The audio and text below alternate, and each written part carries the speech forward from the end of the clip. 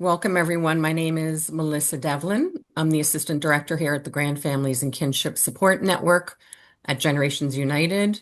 I am as excited as all of you are to have Dr. Crumbley with us today. It's such a unique opportunity. And every time I bring up his name, everybody always tells me stories about how they met him and how much they've helped him and everything. So I'm all glad that you're able to participate with us today.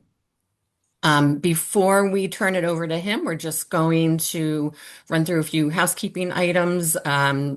What the way that this works is we have a 1 hour webinar, and then right after that, we have our 30-minute Q&A session.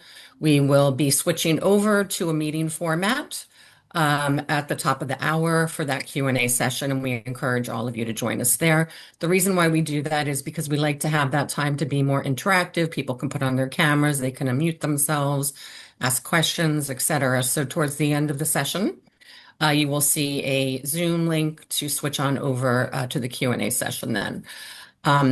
If you have questions, please feel free to put them in the chat box and we will bring them on over to the webinar, to the Q&A session a little bit later on. We'll also be taking questions there as well. Just for those of you who are new to the Grandfamilies and Kinship Support Network, we are the first ever National Technical Assistance Center on Grandfamilies and Kinship families. Here's some of the major ways that we are helping government agencies, tribes, and nonprofit organizations provide better services and supports for kinship caregivers.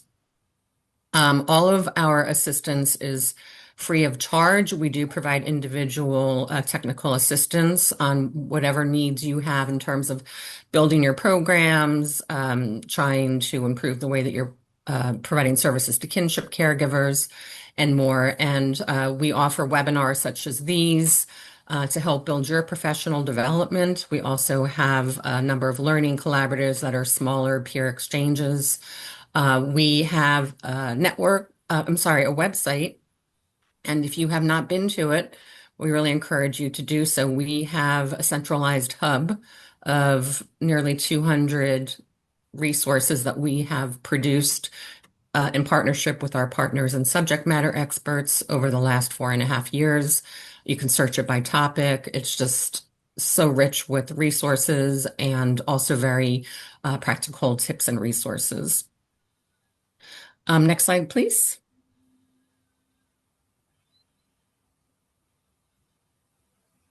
Okay.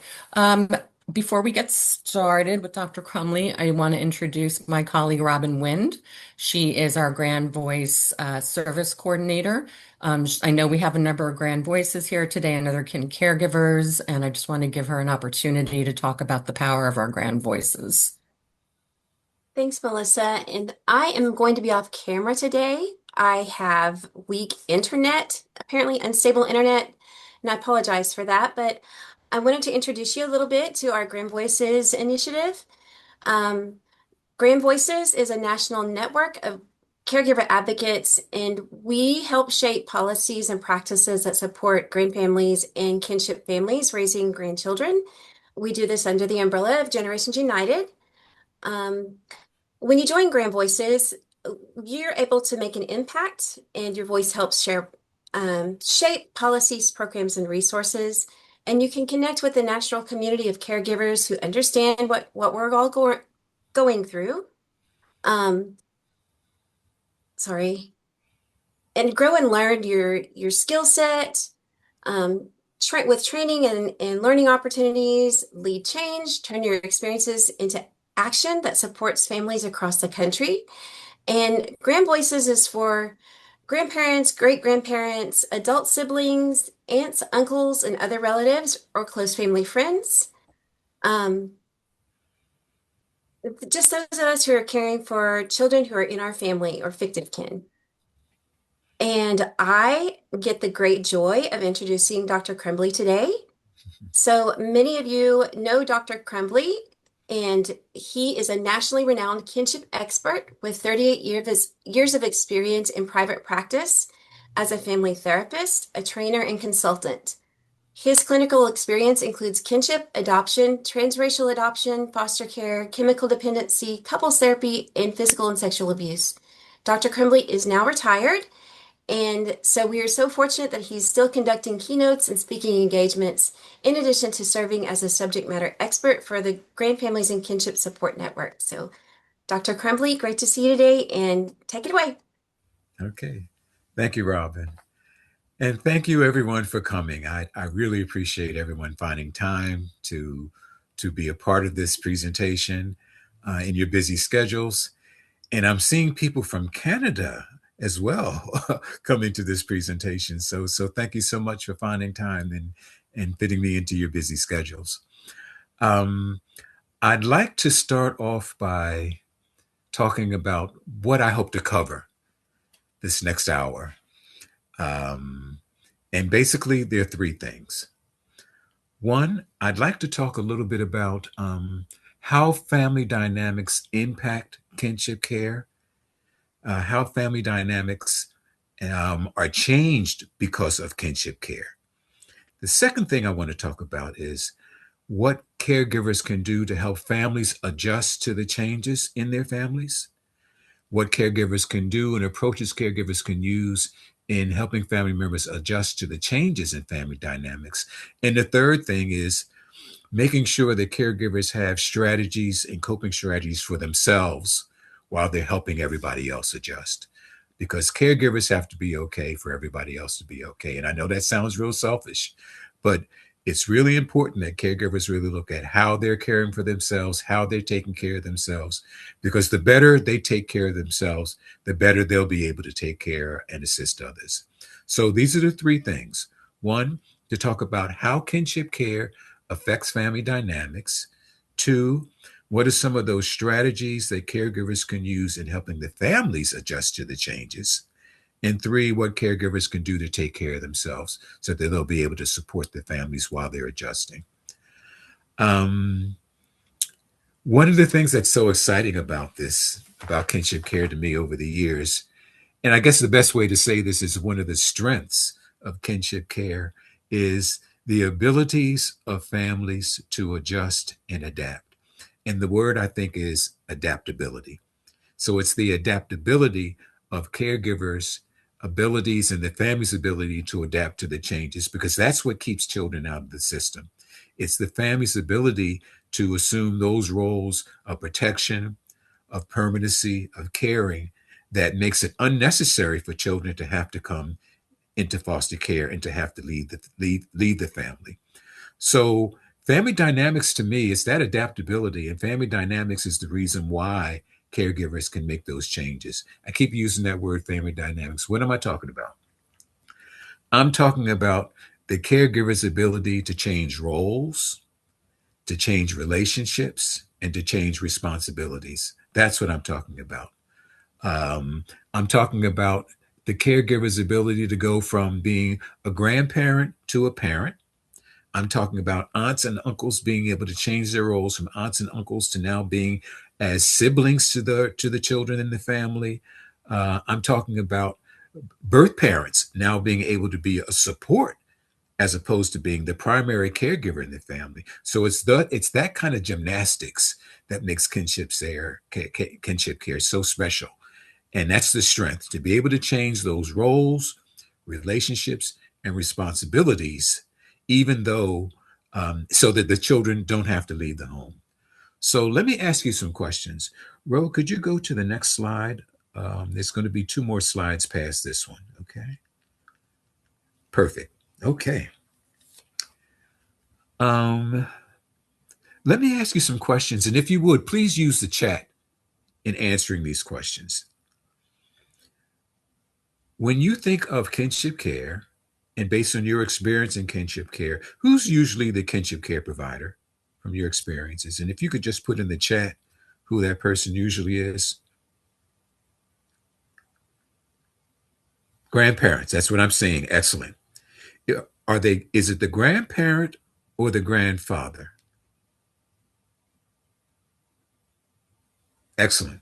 The majority of people are saying grandmother. Is this grandmother usually caring for the children by herself, or is there, or are there several households or several people helping to care for the family, caregivers? Okay, All right, we're on the same page. Most people are saying self, by themselves, maybe some other people, but the primary responsibility is the grandparent. Okay, what you're looking at now is a genogram of just what you just told me. At the top is the grandparent. Coming down from the grandparent are aunts and uncles and the birth parent. What's the aunt and uncle and birth parent to each other? Could you just put in that in the chat for me, please? Aunt, uncle, and birth parents are what to each other? Excellent. Siblings. Coming down from the aunt, coming down from the birth parent, coming down from the uncle are their children. And what are those children to each other? If someone would just put that in the chat. Excellent. Cousins. Okay. Here's my question to you again. When a grandparent decides to raise the IC, which is a grandchild, as if they were the parent, where does that child's position move in the genogram? And I'll ask that again. When the grandparent is raising their grandchild, and I have it indicated as the IC, and they're raising their grandchild as if they were the parent, where does that child position? Up, down, over? Someone said up one level next to the birth parents, up, stay the same. What else? Up. Okay. Most of you are saying up, so let's move it up. Ro, that's the next slide. Let's see, Ro, we should actually be seeing the box move.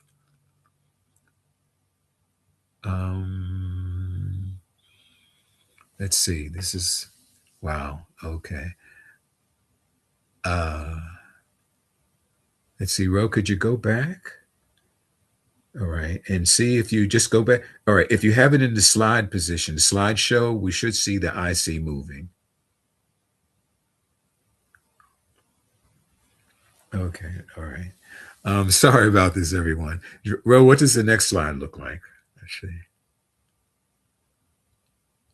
No, okay. Could we? All right. Okay, Ro, go back, go back.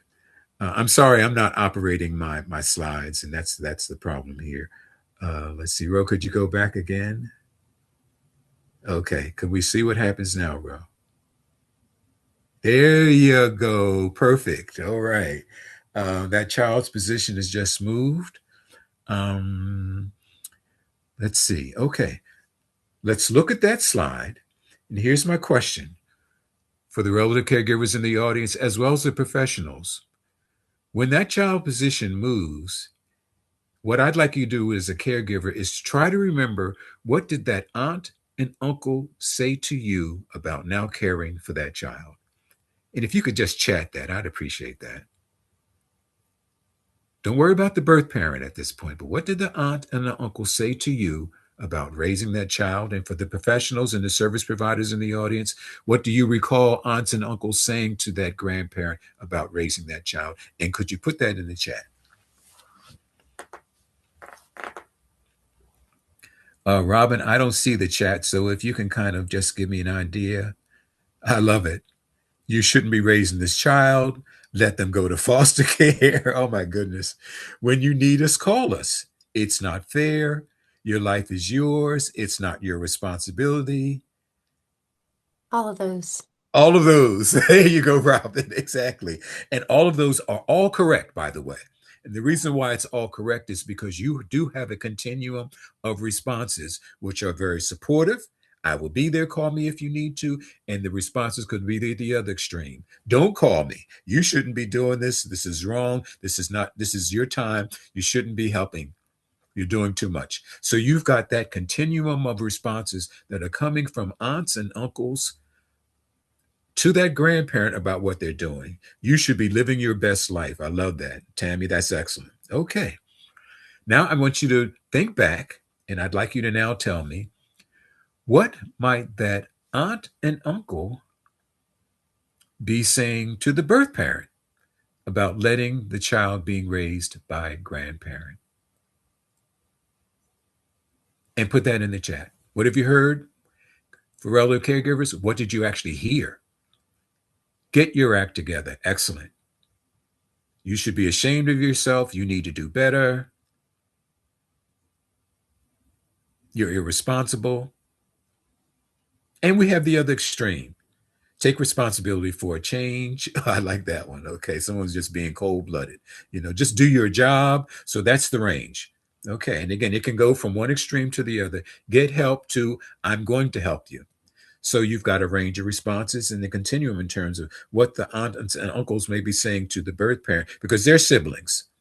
Okay, think back again now and think about what might the birth parent be saying to the child when the child is now moved into the care of the grandparents. Think back to those conversations. Grandparents, what do you remember hearing? Service providers, what's going on? Grandmama's trying to take you from me. Ooh, I'm the parent. The state keeps doing this. They are not your parent. She's not your mom. I need help right now, and grandmama, grandpapa will be helping me take care of you. So, did you hear that continuum of responses from grandmama and grandpapa are here to take care of you to the other extreme of they're trying to take you away from me? What might the child be saying to the birth parent? Could anyone please consider that and tell me what they heard and what that experience was? Child's dialogue with the birth parent. Why can't I be with you? Oh, wow. I want to be with you. I want to be with you. Oh, that's the one that keeps coming up all the time. I want to come home. When will you take me home? Okay. Depends upon the age. Why don't they want me? Oh, right. The abandonment issue. So that's the dialogue that you might be hearing. Okay.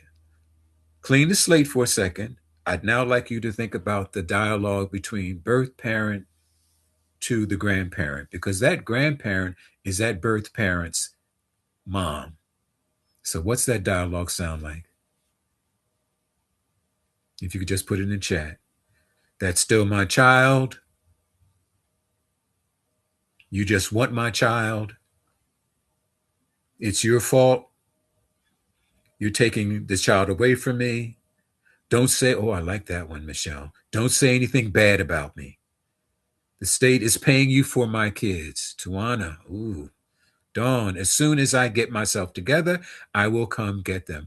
So can you hear that extreme now? As soon as I get myself together, I'll come and get them. Okay, to you're doing this to hurt me. My experience is different. Giving our daughter passed. Oh, okay. Someone mentioned that the daughter has passed, so the dialogue is a little bit different because, in fact, there isn't a dialogue. Okay, good point. But still, there are those feelings. You can still hear the conversations, though. That's what I'm finding out. The grandparents who have lost their birth parents still hear the conversations, can still imagine what's being said.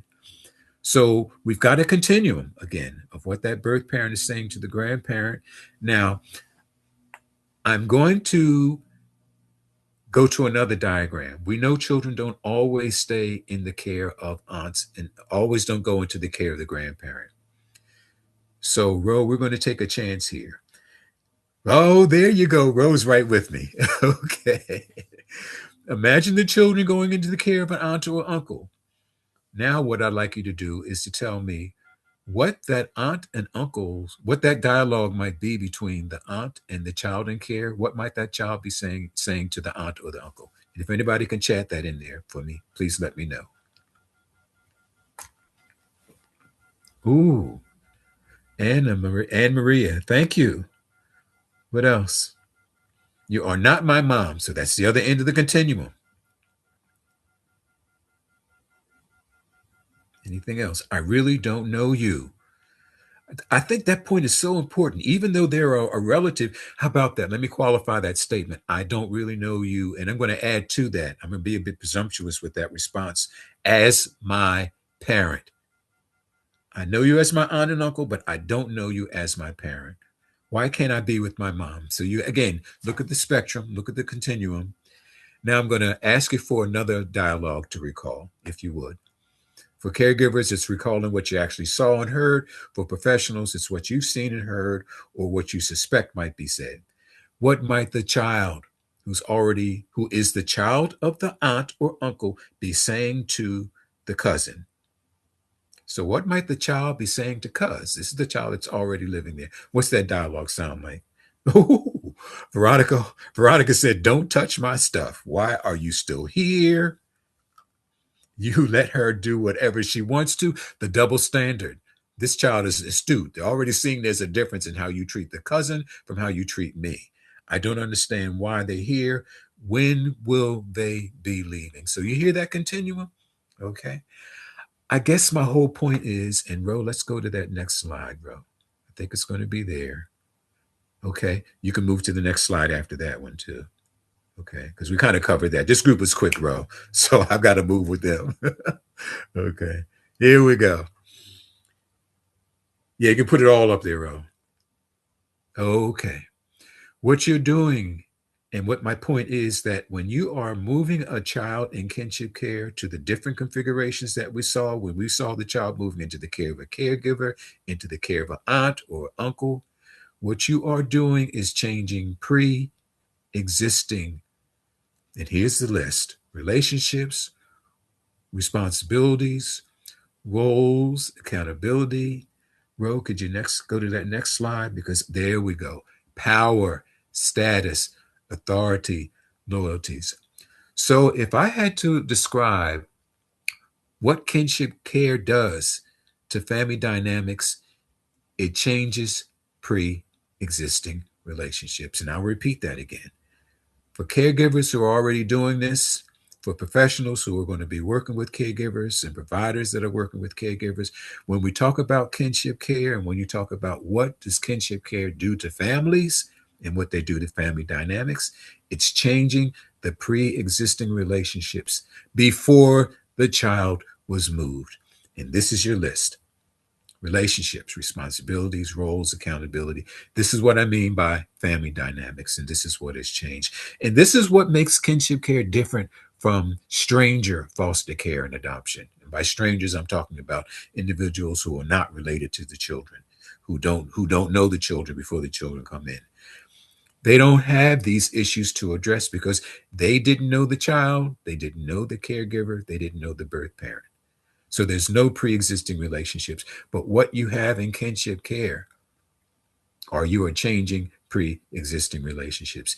Even if the kin is not biological, you've changed the relationship, because that kin that's non-biological, who may only know mom, who may only know the child, this might be a teacher or a coach or someone in the church who only knows one of those members, there still was a pre-existing relationship. That coach now has to start acting like a parent. That's that step parent, that I'm sorry, that step parent, right? The step parent now has to step into the role of being a caregiver. The godparent now has to change their roles from godparent to parent. So that pre-existing relationship has to change. And this is your checklist in terms of how it has changed. And it can change on all these different levels. And this is what we talk about family dynamics. Okay. Let me go back just a little bit. I mentioned relationships, and you can see how that happens, where grandparents become parents, where aunts and uncles now have to start acting like parents, where the roles change. By that, I'm talking about where before they were just where they were just maybe a support. Now you're the disciplinarian. Now you're the one saying no, when before you never had to say no before, where you were the one who was spoiling, and now you can't spoil. Accountability even changes, where you were accountable to the birth parent. Now the birth parent may have to be accountable to guess who? Anybody want to chat? Give me that answer. Accountability might have been from you to the birth parent, and now it's the birth parent's accountability to who? The caregiver, to both the child and the caregiver. I love it. Exactly. Right. Now accountability has changed. Tell me how power shifts. Can anybody kind of like put a blurb in the chat? How has power changed?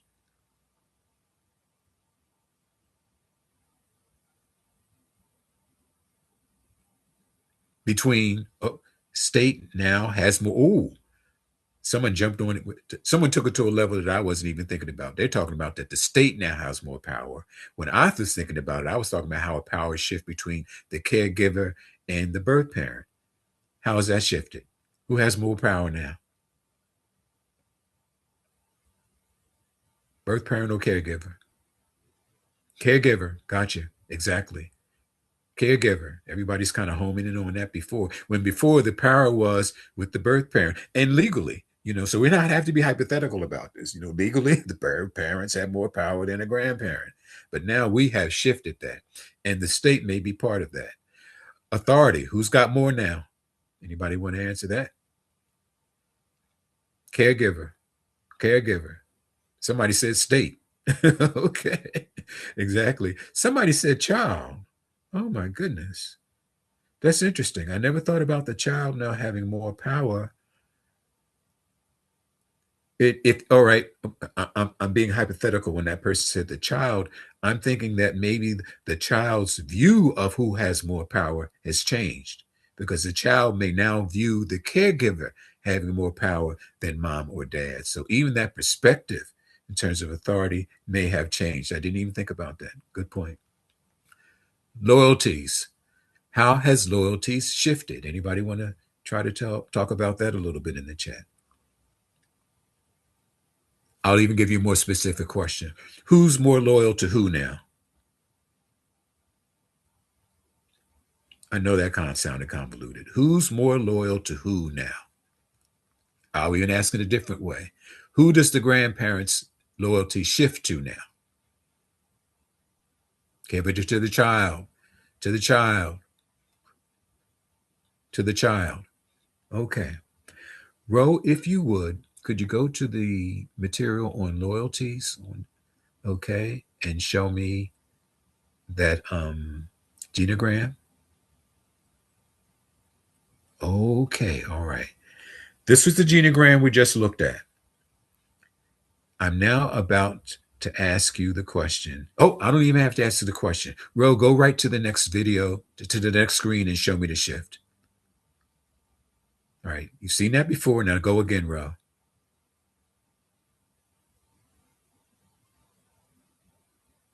Now go, Ro. Next one. Tell me what just happened. Folks, chat. What just happened?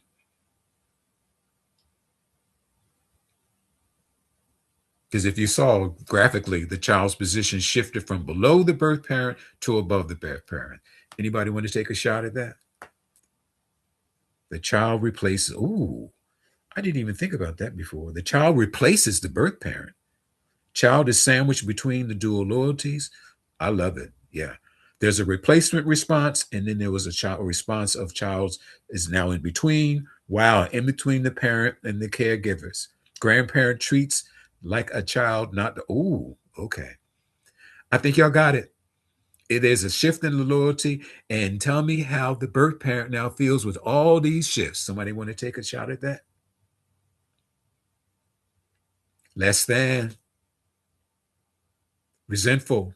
What else? Outcast. What else? Betrayed. Exactly. Confused. Okay. So when we talk about changing shifts, and I think loyalty, I focused on loyalty because I think loyalty becomes so powerful. Because what happened is the caregiver has now placed the needs of the children over that of guess who? Is it the aunt or the uncle or the birth parent? Anybody want? Right. Birth parent. Somebody said it creates chaos. I love that one. Okay. Yeah, that's exactly what happened. By the caregiver placing the needs of the child over that birth parent can feel confused, can feel betrayed, can feel resentful. And again, this is what happens when we talk about kinship care. We're talking about a shift in pre-existing relationships. And look at all the feelings that go along with that. All right. Somebody just said it becomes a power struggle. Excellent. Exactly. And that caregiver gets caught where? The child gets caught in the middle. Who else gets caught in the middle? Right. The caregiver. Okay. Now here's a direction I haven't gone before with these presentations. Okay. Because I've always thought of how kinship care impacts family dynamics. I now want to talk a little bit about how the professionals, how the service providers, and how the agencies affect family dynamics. because I think it's important for those professionals and those service providers in the audience to know that you impact family dynamics as well. And even though I have you listed on the side as the authority and as the agency, tell me where else your positions can shift besides being equal with the caregiver. Where else can your position shift? Those who are in the agencies and that are authorities and that are service providers. You won't see any boxes shift, okay? That's what I'm saying. This is a little bit different. Caregiver feels being judged. Where in this diagram can it also shift?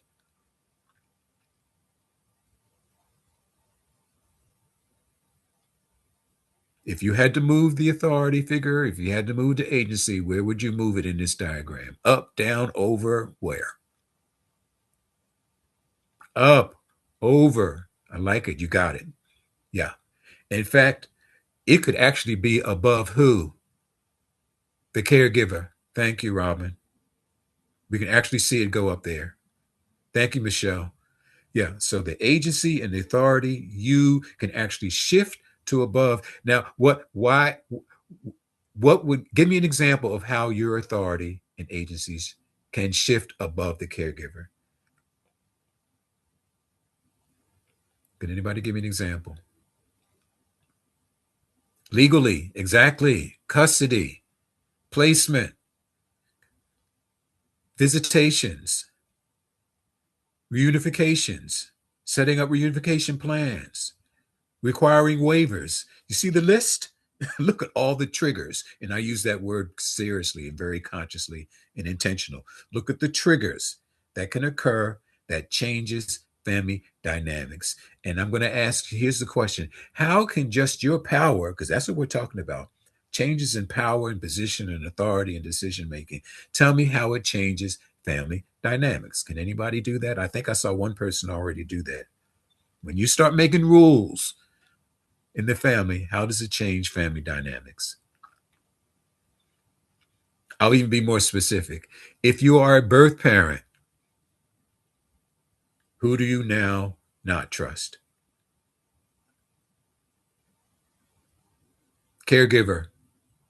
If you are the birth parent, who will you now ask who's in control? The parent. Exactly. Now begins to ask of the caregiver, who's in charge? Who's in control? Who's making decisions? Who's telling me what to do? Okay. So if you are in a situation where you're causing birth parents to ask that question, you've now affected family dynamics. Because for the caregiver, before it was previously with the caregiver, or it may have been with the birth parent. And now you've stepped in and you're now affecting family dynamics. Oh, I like the word Michelle is using. We can also be disempowering, and the birth parents can feel it. Who else can feel disempowered besides birth parents because we're involved? Anybody want a list? Who else can feel disempowered? The child? Anybody else? Who else in that family configuration can feel disempowered? How about the caregiver? There you go. Tanya asked that question. The caregiver, exactly. In terms of where the power, and if you've been used to in the pre-existing relationships, back to that again, you've changed pre-existing relationships. You've changed family dynamics. I'm going to give you a situation now. I guess my point is, because I think we all got it. I think, clearly everybody sees how you can shift. When we say kinship impacts family dynamics, we can do kinship / agencies, organizations, authority figures, how they also affect family dynamics. But here's what I want you to now think about. If you know that you've got that kind of influence on the family, how can you now impact the family and help the family adjust? Because I was talking about helping caregivers help the family adjust. For those in authority, how can you help the family adjust to changes in dynamics? Anybody want to take a shot at that? Because that's what I'm going to get ready to talk about now. But I'm going to cheat first to see what you come up with. Ooh, clear expectations, family meetings, be supportive, work in partnership, listening, support. Okay. Excellent cheat sheet, y'all. You gave me. All right. Because I'm just kind of checking them off right here on my notebook. Okay. Counseling. Yes. I'm even going to be more specific because a lot of you gave me the arenas. You can use family group decision making, family group meetings. You can use therapy, as you can use home visits, because those can be the arenas. Those can be the settings. Those can be where you can make your inputs. Okay.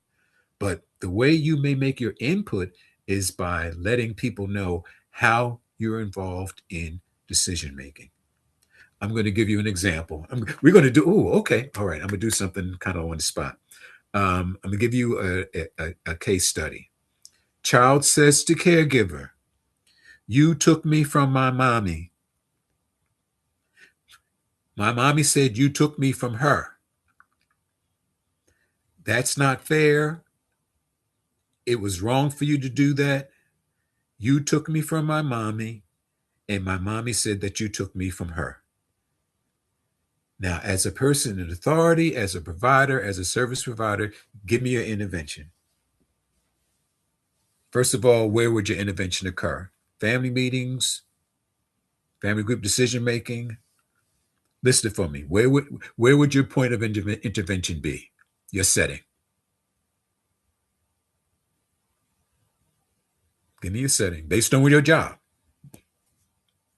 What's the setting? Because you've got to intervene, and where's it going to be at? In a home visit? Is it going to be or in the home, at home visits? I like that. What else?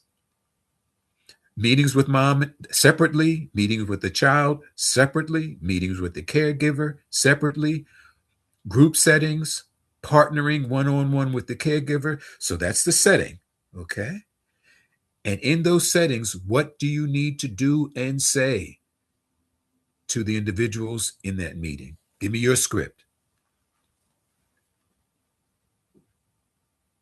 Because this child thinks the grandmom's the bully. And this birth parent thinks grandmom is the bully.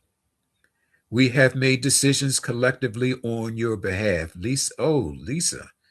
Whew. Go ahead, give me another script, folks.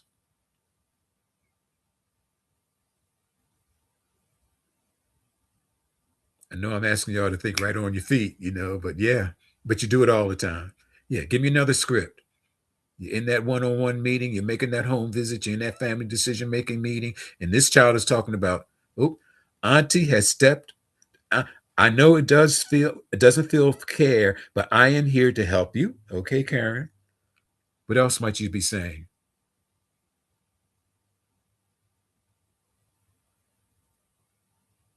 We need to agree on the reasons for the child's placement and provide. See, I like what Michelle did. I like what Rebecca. Your mom loves you very much, but she needs some help caring for you. What is so beautiful in all these responsibilities and all these statements is that you, as the agency, are taking responsibility for your role and why that child is there. You, as an agency, are letting that child know what your role is so that they won't think it's whose fault.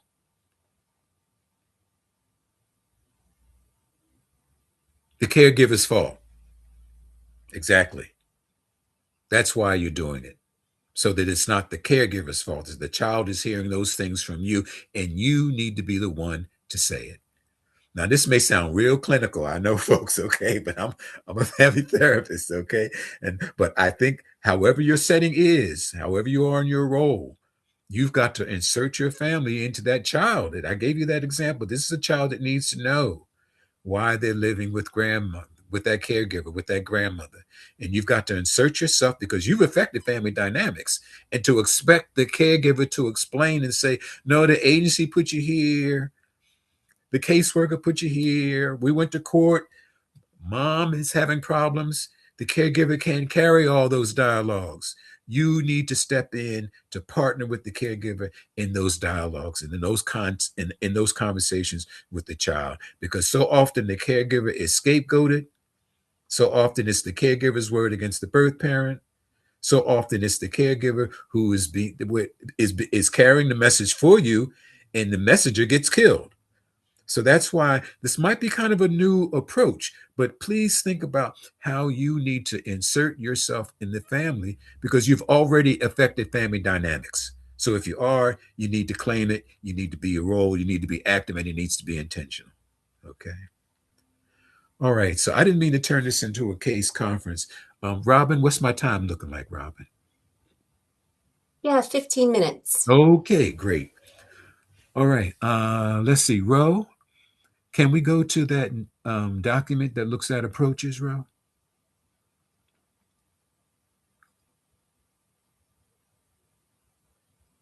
I think it says family dynamics, adjusting to changes. That would be that, not the PowerPoint, but it would be the,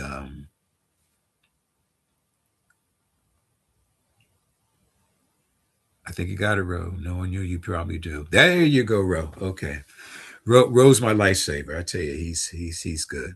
Okay, Ro, can everybody see this? Or Ro, can you make this a little bit larger? The print? Or maybe I should just put my glasses on. Okay, all right, perfect. All right. Now, these caregivers, these are some approaches that you might want to consider. I wish I could take credit for these approaches, okay? These approaches really come from me listening to caregivers and approaches and dialogues they've used with family members, helping family members adjust to the family dynamics, okay? The first one I've kind of categorized as I've kind of put the categories together: family preservation and protection. This is where the caregiver is explaining to family members. Oh, by the way, let me back up a little bit. These approaches are based on the fact, and this shouldn't be, maybe I sound negative saying this, but these approaches are based on the fact that not everybody may agree with you providing kinship care. These approaches are based on the fact that a lot of people may feel some loss and some grief because now you've changed your relationship with them so that you can become a caregiver. I'll be more specific. You were mom and dad to them, and you were just a grandparent to this child that's moved in, and now you're acting like they're your child. So they might have some feelings about that. So I use that as an example because I think it's important for you to know that not everybody agrees with you becoming the caregiver, is going to support you for becoming a caregiver, and may in fact feel some loss and grief because of the changes in family dynamics, because your role has changed, your responsibilities have changed, your relationships have changed. That's what they've seen now change, and that impacts everybody else in the family. Okay. So, family preservation and protection. Lost. These are the things I've heard caregivers say to, why did you do this? Why did you do this? For some caregivers, it's, I don't want them to be lost in the system. I don't want them to drift. You know about the caseloads. I don't want that child to be traumatized because they're being separated from us. Loss of identity, loss of relationships. They're going to be called foster children. And you know what foster children experience? You've heard that. Look at the stigmas, look at the mistreatment, look at the discrimination. So you can imagine the script that goes along with that. So for some caregivers, the approach with your family members may be, I'm doing this to protect the child. Another approach is what I call empowerment. And it's kind of a technical word. I guess what I'm really talking about is, or what I've heard caregivers talk about, what's unique about the family, the power of the family, how special the family is. And these are some of the conversations. No one else will care or protect the child the way we do. It could be just that simple. Nobody's going to love this child like me. That might be the colloquial way of saying it. That's why I had to step up. I had to step up because, nobody's going to replace me. Nobody can replace us. That's why I stepped up, and that's why we have to step up, because that's the part that kind of goes with it. Caregivers explaining to other people why they're doing what they're doing, and then changing the me and the I to we and us. No one can replace or replace or prevent the loss our child will feel when separated from us. That's attachment, folks. That's what I'm talking about here. That's that next piece is, he or she will not trust anyone quite the way they trust us. And then look at the loss. But it's all about letting you know why you're special, what's unique and powerful about the family that nobody else can replace. The third approach that I've seen caregivers use is what I call recognition and engagement, acknowledgement of their sacrifice and their role. Here's the script. Um, this won't work without you. In fact, I need you in order for the placement, to work. I know you're experiencing sacrifices and loss, and I know it takes a lot of encouragement and strength to do that, but it's your strength and your encouragement. It's your strength and your sacrifice that encourages me. That's the one that I heard that was just so powerful, because they couldn't take away the loss. They couldn't take away the embarrassment, okay, that went along with now walking down the street with your brother, with your cousin, as if they're your brother and sister, or now people looking at you wondering, well, why are you raising your family? Why are you raising that child? So here's something that kinship caregivers have to experience. Instead of being held up in high esteem the way adoptive and foster parents that are strangers are held up, caregivers aren't quite held up in that same esteem, because foster parents, adoptive parents that are strangers, they're kind of held up on the platform of, look at what you're doing. This is great, terrific. How are you doing this? Excellent. But when you look at a caregiver, yeah, you might say, yeah, this is good. It's great that you're doing, but what's wrong with your family? Or what did you do wrong? If you couldn't take care of the birth parent, what makes you think you can take care of this child and make things different?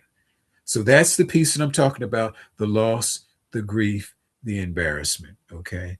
And if you have family members that are feeling that embarrassment, you can't take it away from them, but you can at least recognize it and identify it and make them realize that their strength and their courage encourages you and the rest of the family, and that you do appreciate their loyalty to the family. And that's kind of what that next piece is about: loyalty. Could you just scroll up just a little bit more, Ro? If not you, then who? We're all they have. Family has been there for us. This is who we are, and this is what we do. I've heard relative caregivers use that and have to say that. Okay. And then sometimes all you can do when they're experiencing their loss and grief is just say what? Just two words, because you can't take it away. You can't take away the embarrassment. Now they have to share their room. Now they have to share clothes. Now they have to escort folks to school. Now they have to pick up folks. I'm here. I love that, Liz. I'm here. I can support you. And sometimes the only other thing you can do is say thank you, because sometimes they're not doing it for the children. They're doing it for, guess who? Anybody want to take a shot at that one in the chat? Not doing it for the kids that you're caring for. They're doing it for who? You. Thank you. Yeah. Your loyalty, it's for you. The legacy of the family, it's for you. And it may not be for the child. They could be angry at the birth parent, but because you're doing it and you're sacrificing, they now do it for you. So it could be out of loyalty for you. The next one. Now, this gets real selfish. Sometimes the family members need to know, what do I get out of this? That's why I put the self-preservation and benefit down there. What do I get out of this? What does this do for me? And Robin, how much time do I have, Robin? How am I doing? You have 8 minutes. It's Okay. 1:52 or 2:52. Okay. Self-preservation, because folks have to know, what is this? What do I get out of this? How is this helping me? What's the benefit? Not the families can be cold. Yeah, families can be cold. Okay. The human beings, why am I doing this? Because remember, now you're talking about losses and sacrifices that's not replaceable. Look at what you're doing. You're not going to get back that black hair, that gray hair that came because of the children. It stays gray. You're not getting it back. And I know that might be nothing to laugh at, okay? But I'm laughing only because I was a caregiver and I lost the gray. I mean, even kind of lost hair. All right. But yeah, this could have been you. This could be your children. You could need family like this one day. So that may be the benefit. And you may have to get that direct with some folks in terms of why should I even try? Why should I do it? And then you are going to have to talk about how things have changed and what's still the same. Sometimes you may have to start off with that. That might be number one in this whole list that I'm giving you. That might be number one because you really don't want people in the family to see the changes and it hit them broadside. Okay. Families are also exposed to loss and shame. There you go. That's beautiful. And you might have to bring up what's the same and what has changed. I just read something in the chat because it's not just the caregiver who experiences, but it's the family that experiences as well. I'll be more specific. The room change is somebody else's room, not yours necessarily. Now you're cooking for 6 people instead of 5. That's going to affect what everybody else is eating. Now using the TV is going to have to be affected by 6 people instead of just 5. Somebody else's schedule is now going to have to be considered. And that's what I mean by how have things changed and what's still the same. Because the rules now over TV may have to change. The rules around bedtime, the rules around as they go into adolescence, who can borrow the car. Relationships become even disruptive. What rules have changed, what chores have changed, whose entitlements, that it's important for them to know that now these people that are living with you have the same rights and privileges as you do. Siblings don't necessarily like that. I remember working in a situation where one sibling didn't even want the cousin to call their mom, mom. They didn't want the sibling calling their mother mom. And you know the kids automatically do that in kinship care because of your role and you're changing your responsibility. Next thing, instead of them calling you aunt and grandma, they're calling you mom. But your children may not like that and they may feel betrayed. Responsibilities change. So have the conversations if you can before it happens, preferably, as well as when it happens. What's going to change and what stays the same. I've got a chat here. Put that chat back up there. I just saw that because that was real interesting. Can I see that one? No, I can't. But whoever just put that chat up there, remember it when we start talking, okay? Because that was really good. They also need to know how irreplaceable they are because they start feeling as though they're being replaced. And they may have to. You may have to now spend more time with the younger ones than you do with them who are older. So the time changes, the intensity changes, the bond changes, but they also need to know what's irreplaceable. What about their relationships with them are unique? And you have to tell them that. You know you're number one. You know nobody can replace you. And they need to hear that. They need to talk about what are we still going to do together that has not and will not change. What's the time that we're going to spend together that is the same and will not change? What are the routines that we're still going to have together that has changed? And it could be time for breakfast, the time we spend in prayers, the time that you put them to bed, the time that you go to church. Think about what stays the same. Okay. You may walk around across the street now holding one hand. You better make sure you grab the other child's hand because they now see the difference. That used to be my hand that you used to hold. What's going to happen now? And you may have to go back and resolve some of those conflicts. My daughter is your granddaughter, and they oh, I love that. Okay, excellent. My daughter is your granddaughter, and they excellent. Okay, things have changed. What stayed the change, and what's also now changed? What is also changed? This has been very. Oh, thank you very much. Appreciate that. Resolving conflict. Remember now, you are dealing with changes in pre-existing relationships. So you may have to go back and talk about those past things. Here's the part that I've seen relative caregivers do. They may have to go back. You may have to take the first step. That's what that's all about. You may have to go back and bring up the hard things, what things were happening. And then here's the part that's so important about how you want things to be different and what you're going to do different. Because you can't speak for that other person, but you can talk about what you're going to do differently so that things can be better. The risks you're going to take. And you can ask them for a second chance. You can ask them for what do you need to do and need me to do in order to establish the trust Sometimes the answer is going to be there's nothing you can do. And at that point, all you can do is what you can do.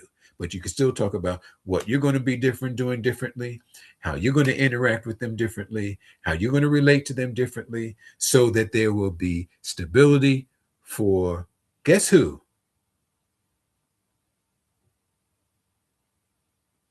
Anybody want to chat? The child. They may not do it for you, but they may do it for the child.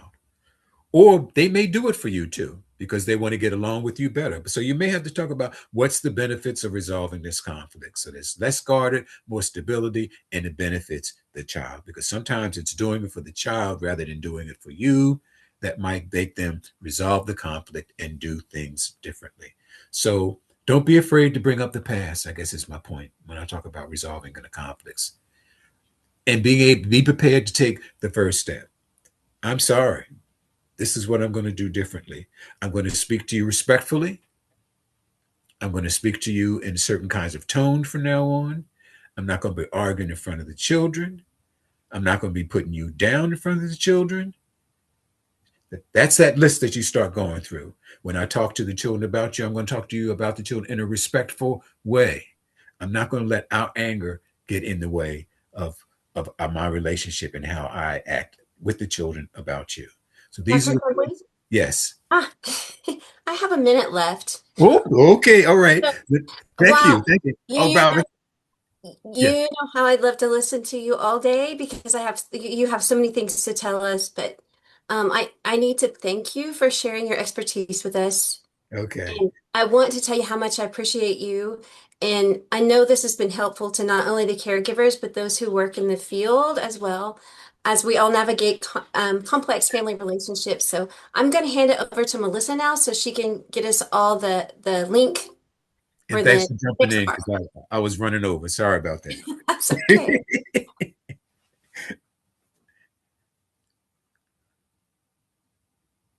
Mm, You are allowed, Dr. Crumley. Thank you so much. Oh, thank Just a couple of things before we move over to our Q&A session. Our next webinar is going to be co-hosted by our partners 0 to 3 on trauma-informed care for kinship grandfamilies. You can scan the QR code here or go to our website and register through our events page.